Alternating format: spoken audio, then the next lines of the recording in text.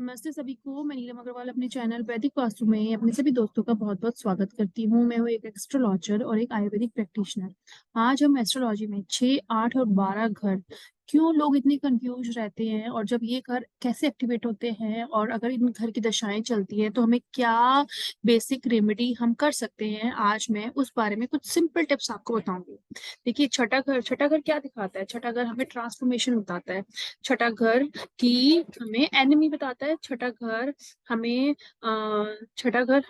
Consultancy भी देता है। छठे घर से हम डॉक्टर, सीए, प्रोफेशन, कंपटीशन, है ना, अपनी पेशेंस, अपने नान के, ये सब देखते हैं।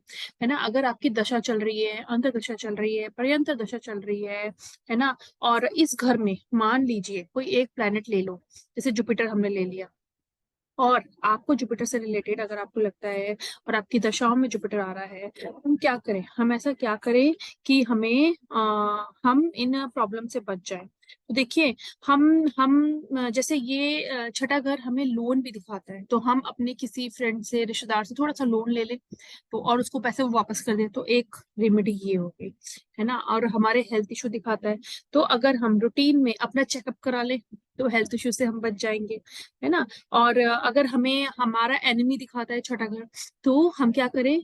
जो जो प्लेनेट आ रहा हो, जो छठे घर में प्लेनेट आ रहा हो, मैंने तो जुपिटर एक एग्जांपल लिया, है ना, जो भी उस घर में प्लेनेट आ रहा हो, उस दिन उस देवी के मंदिर में जाके उनका उस दिन का प्रसाद अगर आप चढ़ाते रहेंगे तो आपके एनिमीज भी कम हो जाएंगे। तो इस तरह से हम दशाओं को घरों से एक्टिवेशन और देखते हैं कि वो हमें अच्छा बुरा कैसा फल दे रहे हैं। और अगर इस घर में कोई प्लेनेट ना हो तो ये जिसका घर होता है छठा, आप उसके प्लेनेट को उस राशि के प्लेनेट के साथ, है ना, कार तत्व के साथ ऐसे भी रिचुअल फॉलो कर सकते हैं। ये हो गई एक बात। अगर हमें जैसे इस घर में अगर आपका लोन का सेंक्शन चल रहा हो तो वो, अगर आपकी इस घर की दशा चलेगी तो लोन सेंक्शन हो जाएगा, है ना। अगर आपकी कोई पुरानी डिजीज चल रही हो और आप चेक करा रहे हो, तो अगर इस घर की दशा चलेगी तो आपको डिजीज भी पता चलेगी, आपको मेडिसिन भी लगेगी, है ना। तो इस तरह से चीजें काम करना शुरू कर देंगी, है ना। और आप इस तरह से इस घर के पोर्टफोलियो को, जैसे छठे घर में जुपिटर आ रहा है तो आपको अपने फादर के साथ, अपने गुरु के साथ बना के रखना है, उनकी ब्लेसिंग लेती रहनी है। तो इस तरह से इस घर के जो नेगेटिव इफेक्ट्स हैं वो आपको नहीं मिलेंगे। ये तो सिर्फ जुपिटर है, अगर और प्लेनेट है तो वो सारे रिजल्ट भी आपको मिक्स करने पड़ेंगे। ऐसे ही आठवां घर क्या दिखाता है? आठवां घर रिसर्च दिखाता है, ट्रांसफॉर्मेशन दिखाता है, टैक्सेस दिखाता है, अकल्ट दिखाता है, गवर्नमेंट रिलेटेड टैक्स दिखाता है। तो सबसे पहले गवर्नमेंट की टैक्स पे करिए। नंबर 2, है ना, नंबर 2, जैसे हमने मून लिया आठवें घर में, अगर हम मून आठवें घर में लेते हैं और अगर आप नॉनवेज खाते हैं तो ये आप पे बुरा प्रभाव डालेंगे, है ना। इसी तरह से, क्योंकि वो पानी से संबंधित है और मून जैसे मदर का कारक है, हम गाय को भी मून बोलते हैं और वीनस को भी, काऊ को भी हम मून के अंडर ही लेते हैं। दोनों चीजें मदर का पार्ट रोल प्ले करती है ना। तो इस तरह से अगर हम गाय की सेवा करेंगे, है ना, अगर हम पेट्स की सेवा करेंगे, अगर हम गाय को मेडिसिन देंगे उसकी बीमारी में गौशाला में जाके, या हम उन्हें चारा खिलाएंगे, है ना, और उनको नहला भी सकते हो आप।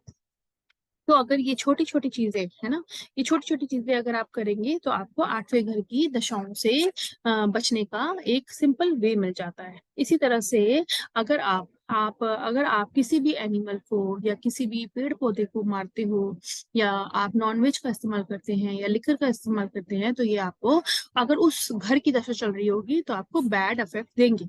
इसी तरह 12वां घर, जो जेल का, ट्रेवल का, मेंटल असाइलम का, हॉस्पिटल का, ऑर्फनेज का, है ना, फॉरेन सेटलमेंट का घर बताता है। तो इसके लिए हम क्या करें?